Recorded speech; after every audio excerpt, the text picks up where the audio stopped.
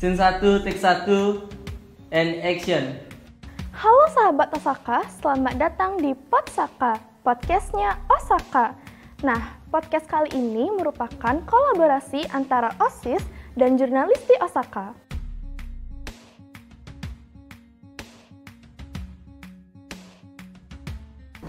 Halo guys, kembali lagi bersama Podsaka, podcastnya Osaka. Jadi hari ini kita akan membahas tentang cara memilih jurusan di universitas yang kita mau. Atau buat kalian yang belum yakin sama pilihannya, langsung aja kita bahas di sini bersama Ibu yang di sebelah saya. Silakan Bu, perkenalkan diri. Terima kasih, nama saya Anindra Oktavianti. Saya sebagai guru BK di SMA Negeri 1 Kuta Selatan ini. Terima kasih sudah mengundang saya. Akhirnya kita bisa berbagi info mengenai kebutuhan siswa kelas 12 ya, yang mau memilih universitas dan jurusan ya. Nah, jadi itu dia narasumber kita hari ini. Mungkin ada yang Ibu mau sampaikan dulu sebelum kita tanya-tanya. Langsung aja deh. Langsung aja. Untuk mempersingkat juga ya. Biar penonton nggak bosan juga nih. Wah, benar-benar. Benar. Nah, jadi yang paling pengen saya tahu itu untuk kelas 12 gimana sih? Apa sih arti dari minat dan bakat dari kita sendiri bagi Ibu? Minat dan bakat, ini artinya berbeda ya. Minat itu merupakan sumber motivasi seseorang untuk melakukan sesuatu yang dia inginkan. Itu minat. Nah, faktor yang membentuk minat itu banyak, tapi yang saya sebutkan adalah 3. Yang pertama, faktor dari diri. Biasanya ini kebutuhan jasmani atau secara fisik dan secara psikis. Contohnya, misalnya seorang yang suka baca itu cenderung dia rasa ingin tahunya besar. Nah, itu salah satu kebutuhannya. Kemudian orang yang suka sport misalnya, itu biasanya dia kecenderungan memiliki rasa ingin bersaing yang tinggi gitu. Itu salah satu faktor dari internal ya, dalam diri. Kemudian ada namanya motif sosial. Biasanya ini berhubungan dengan pujian, pengakuan dari lingkungan sekitar. Ya, seperti contohnya misal nih, saya iseng bernyanyi, tetapi teman saya memuji saya bagus. Akhirnya di sana saya lebih minat lagi untuk mendalami nyanyi. Nah, itu motif sosial. Kemudian ada namanya faktor emosional. Nah, faktor emosional ini biasanya berhubungan dengan pengalaman yang berbekas di hati. Ya, contohnya dari hari Senin, Nindi ya. Erika, maaf. Dari hari Senin sampai Jumat, Erika sibuk dengan urusan sekolah ya, dengan kegiatan sekolah semuanya, belajar mengajar, belajar. Kemudian hari Sabtu orang tua mungkin ngajak Erika latihan bulu tangkis atau berenang atau tamasya ya, karena Erika biar nggak boring gitu ya. Kemudian Erika awalnya nggak mau, tapi lama-lama mau karena ada satu momentum yang membuat kamu bahagia di sana. Akhirnya minat itu tumbuh. Oh, oke lah, kalau gitu aku suka renang, mendalami renang deh, karena teringat dengan momentum yang bahagia itu, ya kan? Seperti itu minat. Jadi saya ulangi, minat itu merupakan sumber motivasi seseorang untuk melakukan sesuatu hal yang dia inginkan ya. Intinya yang dia senengin deh gitu. Kemudian namanya bakat. Ada yang bilang kalau bakat itu bawaan dari lahir, tapi menurut saya bakat merupakan suatu kemampuan alamiah dari seseorang ya, dimana dia belajar secara cepat gitu. Maksudnya gimana? Semisal nih, saya nggak pernah main catur, tapi ketika saya diajak main catur, beberapa kali aja saya sudah bisa karena di sana saya belajar cepat. Nah, itu merupakan bakat dan nggak semua orang punya bakat seperti itu. Bakat itu bisa tumbuh dan berkembang ketika terus diasah kemampuannya. Itu bakat. Nah, kalau menurut Ibu, minat sama hobi tuh sama nggak? Minat sama hobi sama. Oh gitu. Kalau minat itu gimana ya, kata-katanya itu dia suka. Kalau hobi merupakan bagian dari minat itu, ya kan? Hobi itu salah satu penyalurannya. Berarti hobi itu bagian dari minat. Oh, bagian dari minat. Iya. Baik. Selanjutnya, bagaimana sih kita cara mengenali kita bahwa kita tuh punya bakat dan minat dalam diri kita sendiri? Cara mengenali bakat dan minat ada dua cara. Yang pertama, kita harus mengenali diri, ya, namanya self knowledge gitu. Jadi kita harus tahu apa yang kita suka, apa yang nggak kita suka, Apa yang kita mau? apa yang kita mau, apa yang nggak kita mau, ya, apa yang sebenarnya kita lakukan lebih dominan nih dalam 7 hari ini, gitu. Bakat minat kita akhirnya tahu dari sana. Nah, caranya yang paling dasar dengan memperbanyak aktivitas. Ketika kita melakukan banyak aktivitas, kegiatan itu merupakan salah satu percobaan atau eksperimen dari diri kita, sehingga kita mampu menilai, oh saya cocok nih di sini, oh saya nggak cocok nih di sini, oh bakat saya ternyata di sini, oh minat saya di sini. Nah, itu. Yang kedua, kita bisa datang melakukan psikotes ke psikolog. Untuk ke sana kita bisa tahu bagaimana kekurangan kita, kelebihan kita, minat kita, bakat kita, kemudian jurusan apa yang kita mau sebenarnya, dan karir apa yang cocok dengan kepribadian kita, ya. Gitu. Pertanyaan selanjutnya, tips memilih jurusan bagi kita yang udah mau kuliah atau yang belum, masih bingung-bingung nyari minat dan bakatnya, Bu. Gimana? Tips jurusan, ya. Oke. Tips jurusan itu saya selalu menerapkan 2W1H. Ya, 2W1H itu adalah what? Apa? Apa sih tujuan saya? Apa sih cita-cita saya? Apa sih yang membuat saya bahagia? Dalam arti pencapaian apa yang saya inginkan. Tuh. Kemudian apa sih yang saya suka? Apa yang tidak saya suka? Kemudian apa yang hal paling mendasar dari diri saya, salah satunya yaitu kemampuan saya secara akademik. Gitu. Itu what. Kemudian who, siapa yang menjadi role model saya, ya. Dari tujuan itu, dari pertanyaan yang dari jawaban saya yang pertama yang what itu relate dengan yang who. Siapa yang menjadi role model kamu? Misalnya Sri Mulyani, saya pengen jadi seperti Sri Mulyani, itu role model saya. Itu ada, supaya itu menjadi bagian dari daya tarik kamu untuk memilih jurusan, gitu. Kan yang akhirnya memunculkan minat, ya. Motivasi. Iya, dari role model itu.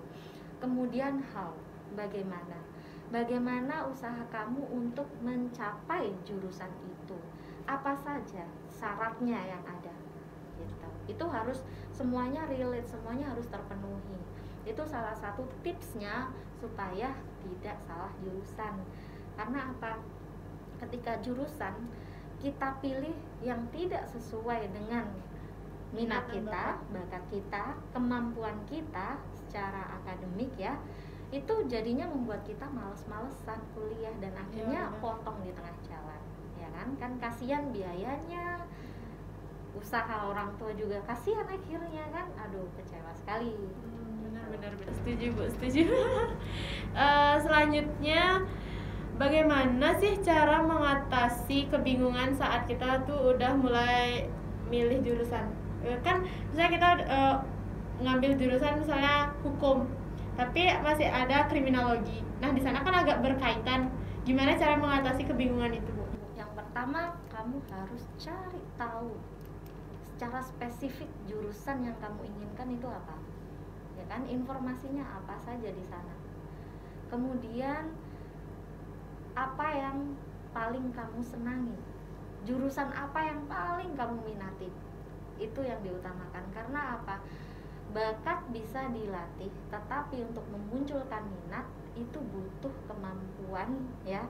Dan saya rasa itu akan sangat sulit, ya kan? Karena saya sendiri pun ketika saya punya bakat tapi nggak minat di sana, saya nggak suka, nggak, jadinya kayak memunculkan minat saya agak susah, gitu ya. Jadinya kalau misalnya minat sudah nggak ada, walaupun bakat ada, akhirnya kita malas-malasan, gitu.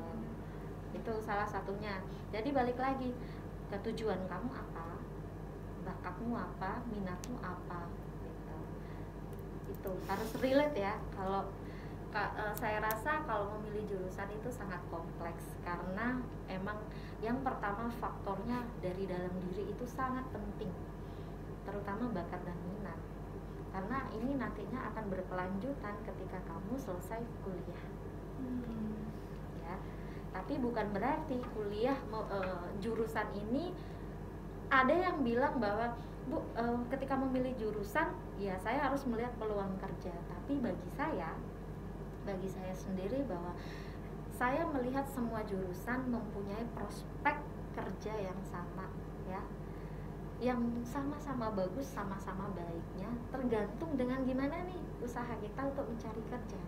Karena pada esensinya pendidikan bukan untuk mencari kerja, tetapi pendidikan untuk mengasah skill dan kemampuan kita untuk bekerja, untuk menciptakan lapangan kerja, untuk menyelesaikan masalah baik dalam diri maupun di masyarakat.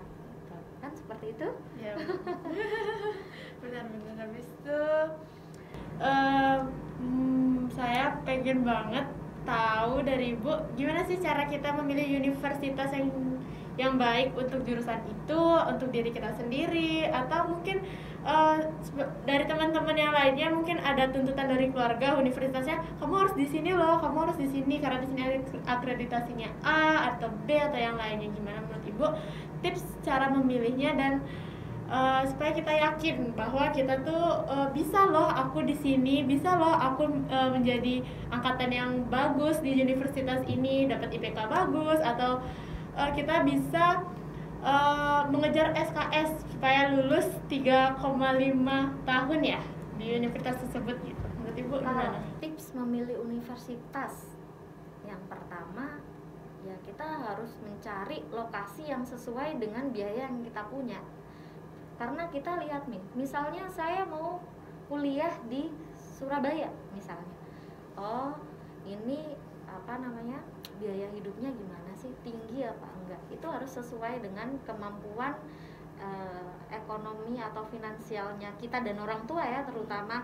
Jadinya kalau misalnya nggak cocok, ini akan berpengaruh dengan kenyamanan kita nanti ketika kuliah. Misalnya nih biaya kuliah kan tinggi ya, tapi finansial keluarga kita nggak mendukung, jadinya kita perlu bekerja di sana dan lain sebagainya, ya otomatis itu secara nggak langsung akan mengurangi kamu nyaman enggaknya untuk kuliah ya. Mengurangi fokus Iya. ya. Yang kedua, kamu harus riset dari universitas itu sendiri, dia mempunyai fasilitas yang memadai nggak, fasilitas dalam arti yang kamu butuhkan ya. Di sana bagaimana sivitasnya, kemudian sarana dan prasarana yang sesuai dengan yang kamu butuhkan, bukan yang kamu inginkan ya. Kemudian kamu harus cari tahu jurusannya ada nggak sih di universitas itu. Jangan pernah melihat dari oh ini universitas bagus sama enggak, karena bagi saya yang terpenting adalah universitas itu memberikan kebutuhan yang saya inginkan ketika saya menjalankan kuliah. Karena apa? Orang-orang mengira bahwa universitas dengan akreditasi C itu dibilang jelek, padahal bisa jadi itu baru loh, universitas yang baru membangun dan butuh akreditasi yang agak lama, ya kan? Gimana cara sama seperti UI, UGM dan lain sebagainya, itu universitas besar yang di Indonesia misalnya, itu dulunya mereka kecil, tapi kenapa sekarang jadi besar ya? Karena komponen-komponen yang di dalamnya yang saling bekerja sama, baik dari mahasiswanya, sarana dan prasarananya, sivitasnya dan lain sebagainya, kayak gitu. Tanggapan ibu buat orang tua yang memaksa gitu gimana Bu? Tanggapannya, setidaknya saya tahu bahwa orang tua bukan menekan kita sebenarnya, tetapi memberikan yang terbaik versi mereka. Ya, tapi alangkah baiknya mungkin bisa mengcompare gimana sih kebutuhan anak, apa sih yang disukai oleh anak saya, sehingga sama-sama mendukung jadinya. Dan si anak harus juga bisa menjelaskan, Bu, ini peluang kerjanya sama-sama bagus sebenarnya. Tuh, bisa menjelaskan tapi dengan yang baik, sehingga kata-kata yang bisa diterima oleh orang tua ketika kita bisa menjelaskan secara gamblang, secara detail, dan bisa membuka pikiran orang tua gitu. Tapi tetap ketika memilih jurusan dan universitas, kita harus berkomunikasi karena beliaulah yang akan mendukung kita secara finansial dan support secara langsungnya ya, mental dan lain sebagainya gitu. Nah, sekian yang pengen saya tahu dari persepsinya Ibu, pandangannya Ibu. Nah, selanjutnya saya kan sudah membuat sesi tanya jawab di Instagramnya Jurnalistik Osaka. Jadi saya ingin menyampaikan pertanyaan-pertanyaan dari teman-teman saya yang sudah bertanya. Dari yang pertama, dari Gung Ayu Dewi. Jika kita tidak mendapatkan jurusan yang kita mau di PTN tersebut, apakah swasta jalan terbaik atau mending kita gap year aja? Menurut gimana?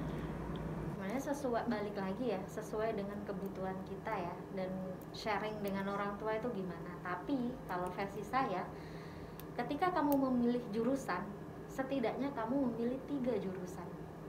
3 jurusan ini fungsinya untuk apa? Kok banyak sih Bu? Padahal minat saya 1. Kamu harus punya versi 1, pilihan kedua, dan pilihan ketiga. Pilihan pertama jurusan yang paling kamu minati. Yang kedua, pilihan yang kedua setelah pertama ya, jelasnya. Yang ketiga juga sama. Nah, ini fungsinya ketika pilihan pertama kamu gagal, kamu bisa cari pilihan yang kedua dan ketiga. Kalau memang saya rasa kalau misalnya kamu ke swasta silakan, tetapi jalur masuk di universitas itu kan banyak ya. Mulai dari SNMPTN, UTBK, biasanya universitas juga punya jalur mandiri. Nah, coba silakan di sana ya. Kemudian kalau misalnya mau swasta silakan, nggak masalah. Tetapi kalau misalnya gap year boleh saja, cuman bagi saya selagi saya masih bisa, kenapa atau ada solusi yang lain, kenapa saya harus gap year? Karena menurut saya kalau gap year itu nantinya juga, misalnya nih 1 tahun saya berhenti nggak belajar nih. Kalau sekarang kita setelah lulus kan lagi anget-angetnya tuh, ya kan, anget-angetnya habis belajar karena ujian dan lain sebagainya. Pengetahuan masih anget-angetnya di dalam otak kita. Tapi ketika kita melakukan gap year, akhirnya kalau kita setiap hari nggak belajar intens secara mandiri, itu akan memori kita akan turun ya, seperti itu ya. Jadi mendingan kalau bisa jangan gap year pilihannya. Tapi kalau misalnya itu ada pertimbangan khusus baik dari si anak ataupun orang tua, ya silakan. Intinya kembali ke kebutuhan diri dan orang tua ya. Selanjutnya pertanyaan kedua dari Trisnayanti. Bu, saya sekarang sedang berada di fase salah jurusan di SMA, sudah kelas 12. Saya ingin bertanya, sebaiknya saya fokus pelajaran sekolah atau fokus belajar UTBK untuk nanti saya linjur mencapai kampus yang saya inginkan. Ya, sebenarnya ya, kalau yang baik adalah kita belajar step by step, ya kan? Apa dulu nih yang menjadi skala prioritas kita? Kelulusan dulu kan? Ya, belajar untuk ujian. Tetapi sebenarnya kalau dibilang telat juga telat ya. Harusnya dari kelas 11 kalau sudah bisa menentukan jurusan, kalau memang ini linjur ya harus segera belajar dari sana, jadinya nggak seperti sistem kebut semalam ya kan? Itu kadang nggak masuk loh kalau kita belajar seperti itu gitu. Kalau sekarang solusinya menurut saya step by step ya, tetap silakan belajar untuk UAN, tetapi sekian persen silakan belajar untuk linjar persiapan ya, karena ini waktunya sudah mepet bagi saya banget Bu. karena kalau kita belajar dari semua mata pelajaran yang sebelumnya belum pernah kita dapat, itu akan membuat kita stres ya. Perlu kita ingat bahwa tubuh kita juga perlu istirahat, perlu rileks. Jadi jangan terlalu dipush supaya kita nggak down nantinya. Jadi kita sisipkan waktu dari misalnya dari hari Senin sampai hari Sabtu ya. Kenapa saya bicarakan sampai hari Sabtu? Karena kasih waktu 1 hari untuk me time tanpa kita memikirkan hal-hal atau aktivitas di sekolah. Silakan ya, supaya kita tetap jalan enak, balance ya antara kenyamanan, kedamaian, dan kegiatan yang setiap harinya kita lakukan itu. Jadi hari Senin sampai hari Sabtu, hari Senin sampai hari Jumat silakan belajar di sekolah ya. Kasih 1 hari untuk belajar mengenai mata pelajaran yang sebelumnya tidak pernah didapat. Silakan les di sana kalau memang butuh guru les. Selanjutnya dari Dewi Safitri, apakah jurusan dan universitas yang kita pilih akan berpengaruh untuk masa depan kita, Bu? Jurusan dan universitas apakah berpengaruh? Ini sebenarnya ada 2 perspektif. Banyak orang yang bilang akan berpengaruh ya. Kenapa tuh, Bu, dibilang berpengaruh? Karena realitanya ketika kita mendapatkan ketika kita melamar kerjaan harus relate dengan jurusan yang kita ambil. Betul? Ada juga ketika seperti saya psikologi klinis tapi jatuhnya ke pendidikan.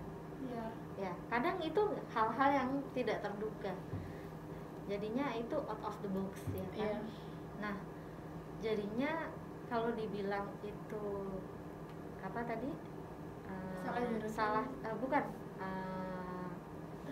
Berhubungan dengan masa depan nggak terlalu bagi saya ya, karena yang terpenting adalah bagaimana kamu berusaha untuk mencapai masa depan yang lebih baik. Usahamu nih, percuma kalau kamu hubungan universitas bagus, jurusan udah sesuai, tapi kamu nggak ada usaha, masa depanmu bagaimana? Karena masa depan ditentukan oleh usahamu. Nasib juga termasuk ditentukan oleh usaha kamu ya, itu bagi saya nggak terlalu, tapi ada sekian persennya lah berhubungan. Tapi yang paling utama adalah semangatmu ketika kamu bagaimana mencapai usaha. Yang penting usaha dan niat kita. Betul. Ya Bu ya. Betul itu. Segitu aja pertanyaannya karena kita sudah keterbatasan waktu.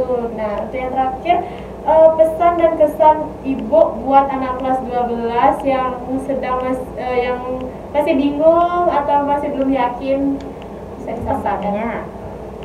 Silakan datang ke saya yang pertama, nanti ya temui saya atau guru BK yang lain. Yang kedua, pesannya anak-anak ketika kalian memilih jurusan, tolong benar-benar dilihat bagaimana kemampuan dari diri kalian, bakat dan minatnya.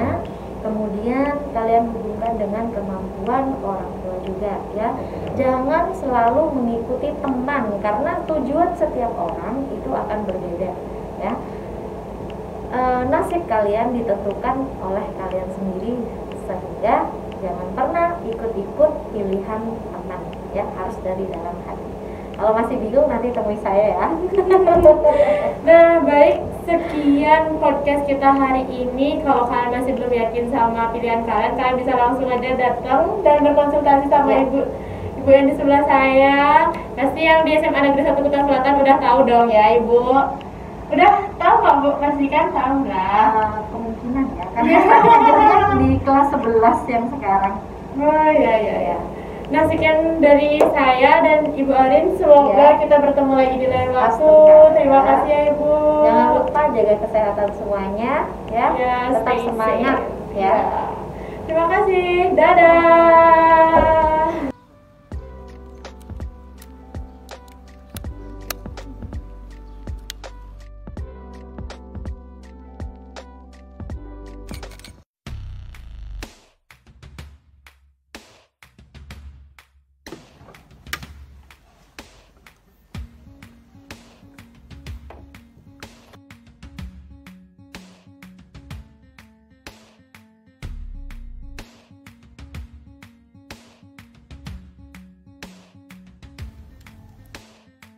Scene 1, take 1, and action.